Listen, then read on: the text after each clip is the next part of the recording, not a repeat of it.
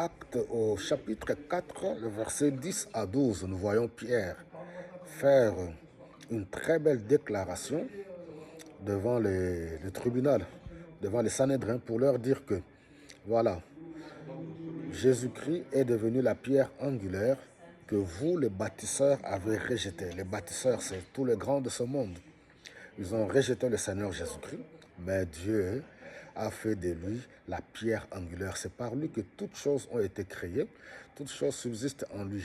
Il est au commencement de toutes choses, selon Colossiens chapitre 1, le verset 15 et ceux qui suivent. Alors, le contexte est que au chapitre 3, au premier verset, on nous dit qu'il y avait un paralytique de plus de 40 ans. Là, sa famille l'amenait pour le déposer là, à la porte du temple pour qu'il puisse demander l'aumône. Mais ce jour-là, Pierre et Jean qui étaient venus à la prière, alors Pierre, le fixant, lui dit, je n'ai ni or ni argent.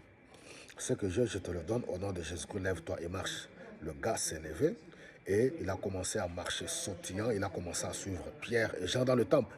La population qui était là, ils ont commencé à regarder, à suivre Pierre. Pierre a eu une très belle réaction que les hommes de Dieu d'aujourd'hui nous sommes appelés à imiter. Il a dit, mais non, pourquoi vous nous regardez comme si, à cause de notre piété, que cet homme est rétabli? Non, c'est la foi dans le nom de Jésus. C'est la puissance du nom de Jésus-Christ qui a amené cet homme à être complètement restauré.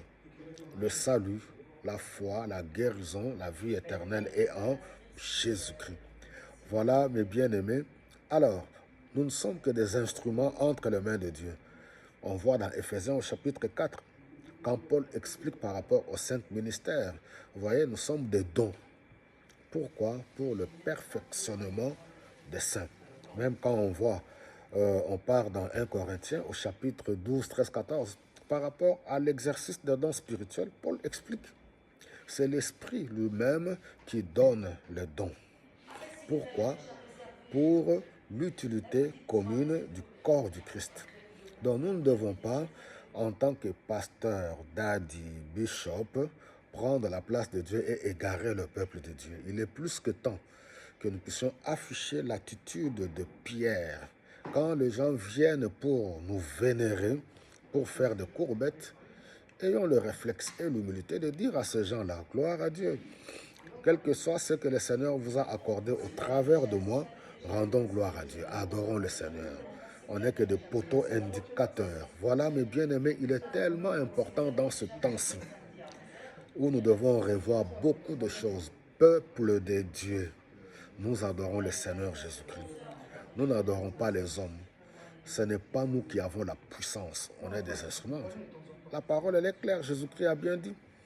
Voici les signes et les miracles qui accompagneront tous ceux qui auront cru. En mon nom, ils chasseront les démons. Ils imposeront les mains aux malades. Il n'a pas dit, voici les signes et les miracles qui accompagneront les daddies, les bishops, les pasteurs, les prêtres. Non, c'est toute personne qui croit en Jésus-Christ. Quant à l'honneur, oui, nous devons nous honorer mutuellement. Mais nous devons comprendre que c'est dans le nom de Jésus-Christ qu'il y a la vie éternelle, le salut et ainsi de suite. Voilà, que le Seigneur vous bénisse abondamment. Restons attachés au Seigneur. Il est bon, il est merveilleux et il revient bientôt.